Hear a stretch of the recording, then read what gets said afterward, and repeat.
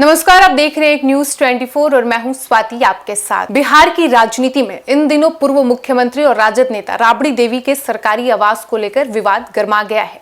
पटना स्थित 10 circular road आवास खाली करने के नोटिस के बाद राजनीतिक माहौल और भी गर्म हो गया है। अब राबड़ी देवी की बेटी रोहिणी आचार्य भी खुलकर अपनी मां के समर्थन में सामने आ गई हैं। उन्होंने बिहार सरकार पर बदले की राजनीति करने का आरोप लगाया है और कहा है कि अगर सरकार में हिम्मत है तो वो जबरन बंगला खाली करवा कर दिखाए।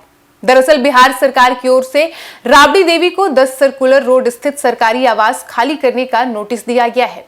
यह आवास लंबे समय से लालू परिवार से जुड़ा रहा है और बिहार की राजनीति में इसकी विशेष पहचान रही है। नोटिस जारी होने के बाद राजद नेताओं और समर्थकों ने इसे राजनीतिक प्रतिशोध की कार्रवाई बताया है।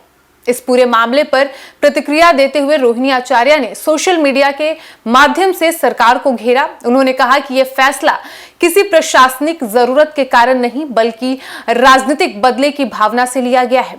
रोहिणी ने आरोप लगाया कि विपक्ष की आवाज को दबाने के लिए सरकार इस तरह की कार्रवाई कर रही है। रोहिणी आचार्य ने आगे कहा कि उनका परिवार किसी दबाव में आने वाला नहीं है। उन्होंने सरकार को चुनौती देते हुए कहा कि यदि सरकार को लगता है कि वो अपने फैसले को लागू कर सकती है तो वो जबरन बंगला खाली करवा कर दिखाए। उन्होंने कहा कि जनता सब कुछ देख रही है और समय आने पर इसका जवाब भी देगी। बता दें कि राजद नेताओं का कहना है कि राबड़ी देवी बिहार की पूर्व मुख्यमंत्री रही हैं और उन्होंने राज्य की सेवा की है। ऐसे में उनके साथ सम्मानजनक व्यवहार किया जाना चाहिए। पार्टी नेताओं ने आरोप लगाया है कि सरकार जानबूझकर इस मुद्दे को राजनीतिक रंग देकर विपक्ष को परेशान करने की कोशिश कर रही है। इस विवाद में पूर्णिया से सांसद पप्पू यादव भी राबड़ी देवी के समर्थन में उतर आए हैं। पप्पू यादव ने कहा कि राबड़ी देवी उनके लिए मां समान है और उनका अपमान नहीं किया जाना चाहिए। उन्होंने सरकार से आग्रह किया कि इस मामले को संवेदनशीलता और सम्मान के साथ देखा जाए। बता दें कि पप्पू यादव ने कहा कि राजनीतिक मतभेद अपनी जगह है, लेकिन किसी पूर्व मुख्यमंत्री के सम्मान से समझौता नहीं होना चाहिए। उन्होंने आगे कहा कि लोकतंत्र में विरोधी विचारधारा के नेताओं का भी सम्मान किया जाना चाहिए और यही लोकतांत्रिक परंपरा है। लेकिन वहीं दूसरी ओर सरकार और उसके समर्थकों का कहना है कि सरकारी आवास से जुड़े नियम सभी के लिए समान होते हैं। उनका तर्क है कि अगर किसी आवास को प्रशासनिक कारणों से खाली कराने की जरूरत है तो नियमों का पालन करना होगा।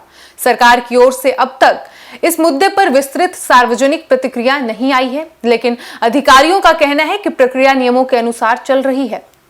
इस मामले में बिहार की राजनीति में नई बहस भी छेड़ दी है। राजद इसे राजनीतिक प्रतिशोध बता रही है, जबकि सत्ता पक्ष इसे प्रशासनिक प्रक्रिया का हिस्सा बता रहा है। दोनों पक्षों के बीच आरोप प्रत्यारोप का दौर लगातार जारी है, लेकिन वहीं इस मामले पर राजनीतिक विश्लेषकों का यह मानना है कि विधानसभा चुनाव नजदीक आने के कारण ऐसे मुद्दों को राजनीतिक रूप से भी देखा जा रहा है। विपक्ष इस मामले को जनता के बीच उठाकर सरकार को घेरने की कोशिश कर रहा है, जबकि सत्ताधारी दल नियमों और प्रशासनिक प्रक्रियाओं का हवाला दे रहा है। राबड़ी देवी पहले इस नोटिस पर नाराजगी जता चुकी हैं। उनका कहना था कि उनका परिवार डरने वाला नहीं है और वे किसी भी तरह से राजनीतिक दबाव के सामने झुकेंगे नहीं। अब रोहिणी आचार्य के बयान के बाद यह विवाद और अधिक चर्चा में आ गया है। इस पूरे मामले पर राजद कार्यकर्ताओं का भी यही कहना है कि यह केवल एक आवास का मामला नहीं है, बल्कि विपक्षी नेताओं को जानबूझकर परेशान करने की कोशिश की जा रही है। लेकिन वहीं दूसरी तरफ सत्ता पक्ष का कहना है कि कानून और नियमों का पालन सभी को करना चाहिए और किसी को विशेष छूट नहीं दी जा सकती। फिलहाल 10 सर्कुलर रोड आवास को लेकर राजनीतिक टकराव बढ़ता दिखाई दे रहा है। एक तरफ राबड़ी देवी और उनका परिवार सरकार के फैसले का विरोध कर रहा है, तो दूसरी तरफ प्रशासन अपनी प्रक्रिया पर कायम है। आने वाले दिनों में यह देखना दिलचस्प होगा कि यह मामला किस दिशा में जाता है और इसका बिहार की राजनीति पर क्या असर पड़ता है। अभी के लिए इतना तय है कि राबड़ी देवी के सरकारी आवास को लेकर शुरू हुआ विवाद अब एक बड़े राजनीतिक मुद्दे का रूप ले चुका है, जिसमें रोहिणी आचार्य और पप्पू यादव जैसे नेताओं के बयान से बहस और तेज हो चुका है।